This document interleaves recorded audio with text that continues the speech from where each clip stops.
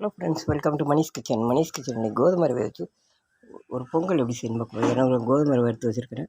50 gram பாசிப்பருப்பு, பெருங்காயம் போட்டு 3 விசில் விட்டு வேக வச்சு வச்சுருக்கிறேன். 1 டேபிள் ஸ்பூன் நெய் விட்டு கோதுமை ரவையை 2 நிமிஷம் நல்லா வறுக்கணும். கோதுமை வறுத்துருக்கல 1 கப் கோதுமை ரவைக்கு 3 கப் அளவு வெந்நியை நல்லா கொதிக்க சுட வச்சு வச்சுருக்கேன். சூடான வெந்நியை அதில் ஊற்றணும். 1 கப் ரவைக்கு 3 கப் அளவு வெந்நீர்.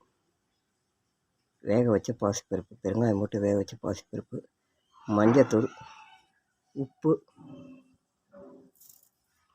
பொங்கலுக்கு தேவையான அளவு உப்பு, கொஞ்சமாக மிளகு ஜீரகம் போடணும்.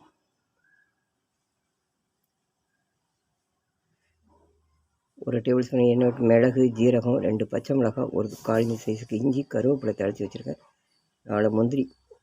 சூப்பரான கோதுமை ரவை பொங்கல் அடி. கொஞ்சமாக கடைசியாக நெய் விட்டு ஆஃப் பண்ணணும். கோதுமை